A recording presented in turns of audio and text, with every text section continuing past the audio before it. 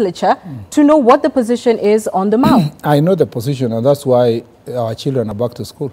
If they were the government, the children would be out of school. So the point I'm trying to make is this. The purported removal of people from Mau trust land. Correct, trust land. Exactly. Yes.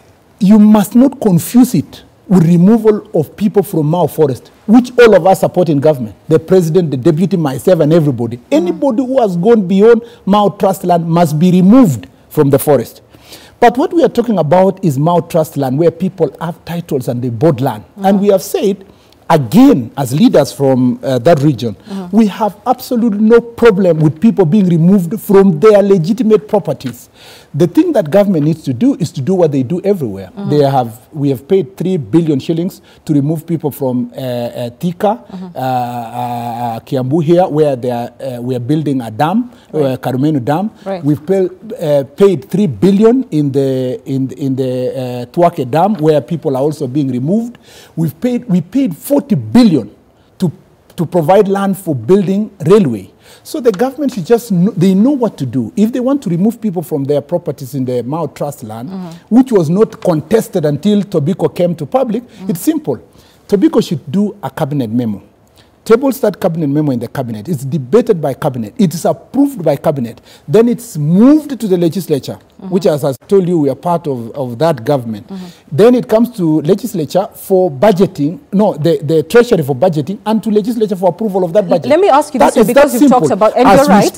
Fair enough. No, let's talk about what you've said. Decision to remove people from their properties. Let's talk about what you've talked about in terms of what the process should be. And I think many can agree that there isn't that clear decision. And the question is, why has government not done that, which you're part of? And you're saying the onus is on the cabinet secretary. But let me put it to you this way. This is a highly sensitive issue. K24 is not an upstart in government. Are you telling the country that it is believable, like that a man like this, who including has dealt with legal affairs for the government of Kenya, just woke up one day out of nowhere and decided to push the most controversial button in politics without it being sanctioned from the very highest levels of government? Remember, this included a security operation as well. Natembeya wouldn't be, working on his own. Surely this was discussed and ratified. Where? At the highest levels of government. Where? Including in the cabinet where they sit. No, the constitution says, let me first start. There's a member of parliament who called the cabinet secretary an idiot, which I don't approve, that language.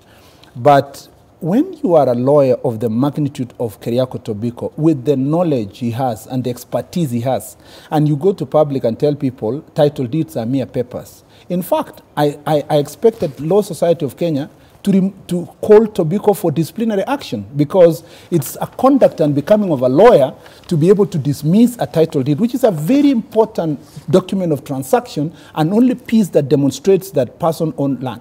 First of all, by admission of the cabinet secretary, those people have title deeds.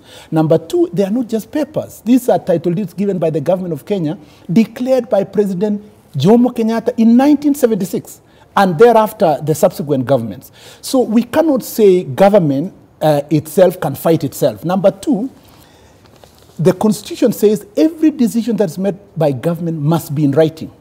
And I challenge you, and I'm willing to withdraw my statement only if you show me a single paper, even a paragraph of decision of Uhuru Kenyatta's government since 2013, that people are going to be removed in Mau Trust land. There isn't any.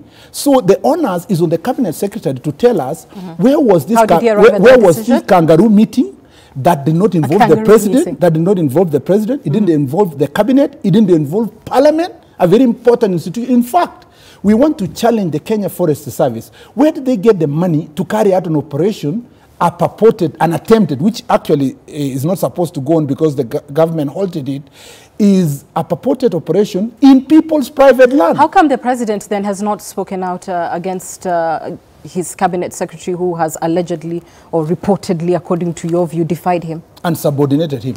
I can't speak for the president. I can only speculate that perhaps, and I'm very grateful to President Uhuru Kenyatta, because I believe it is through his intervention that people went back to their schools, which were built by the same president. Was it through his intervention, or was it with leaders like you who told people not to move? I think the president finally and listen to the voices of the people, because there were noise all over. It was you, the media, who reported the consequences of this action on the ground. Children preparing for exams. The president has